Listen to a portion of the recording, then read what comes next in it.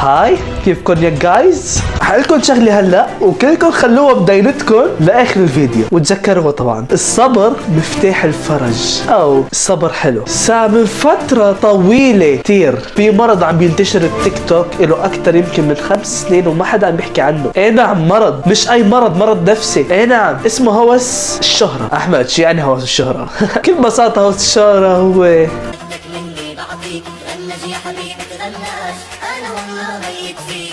قد ما الناس بتيجي بتسألني بدي اروح على لبنان، انا بقول له بتنورنا، بس الشخص الوحيد اللي بشوفه بلبنان وبتمنى له كل الشر ولا يرجع يزور لبنان هو ساهر. ايه نعم يا اعزائي المشاهدين، ايه نعم هو ساهر منذر. بشكل عام مين بده يتغنج بهيك واحد؟ لو بتشق الارض وتبلعني مستحيل تغنج في هيدا، لا اعوذ بالله. هذا بشكل عام شي يعني هوس الشهرة.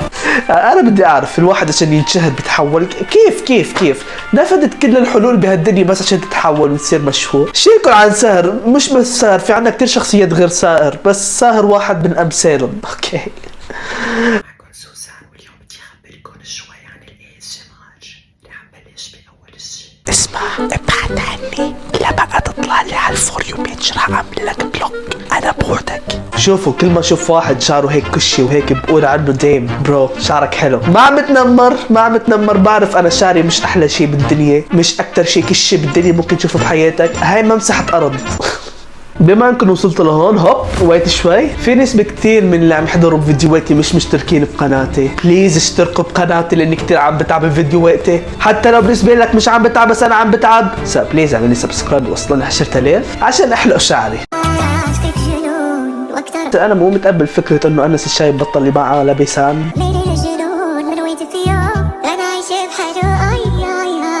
صرنا 2023، ما عم بحكي شيء غلط، نحن ب 2023. مين بقى بيلبس ثياب مثل بعض وبيصور نفس بعض وبيحط اغاني حب وبيغني اغاني حب نفس الثياب وبيتمالح بعد؟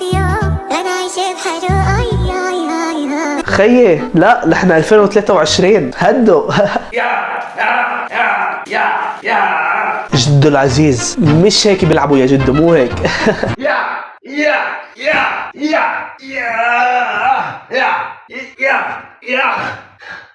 تحياتي.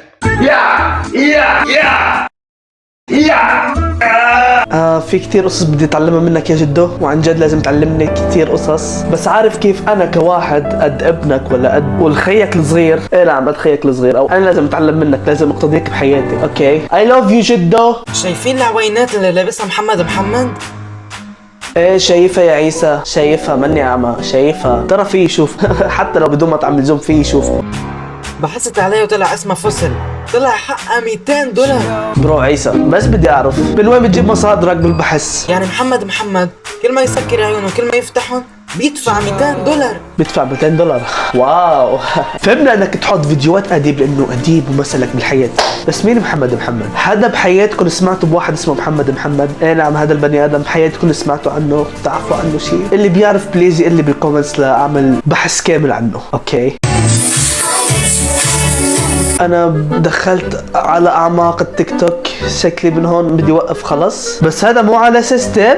ما بعرف لو هذا الفيديو قبل توبته ولا بعد توبته، بس يا ويلك يا بدر خالف اذا كان هذا الفيديو بعد توبتك. رح اعمل عنك فيديو كامل امسح الارض فيك مثل ما مدحتك اخر فيديو. ان شاء الله هذا الفيديو ما يطلع لي ببالي. بشكل عام اخذتوا هلا فكره شو يعني هوس الشهره. عرفتوا ليش قلت لكم الصبر هو مفتاح الفرج، او الصبر حلو؟ انه كوني كواحد عم بصنع محتوى صابر على نجاحي، ماني مثله. الحمد لله اني صابر، الحمد لله انا ما كنت واحد من مثل هدول الناس اللي طلعوا حاليا. اي نعم مش ضروري كلهم يكونوا مستعجلين، بعرف انه في ناس صبروا ونجحوا بس لسه محتواهم مش هالقد، بس معظمهم غيروا نوع المحتوى ليعملوا اختصار وينجحوا اسرع ويعملوا حل اضحوكي للناس. الحمد لله انا ماني مثلهم. رسالتي لكم انتوا اللي عم تحضروني لا تكونوا مثلهم. انت اللي عم تحضرني بدك تكون صانع محتوى او شو ما كان بدك تكون بحياتك، لا تختصر بالمره، لا تختصر، لانه كل ما تختصر كل ما في عقوبات. اوكي لحظه شوي، ما عملتوا سبسكرايب لهلا؟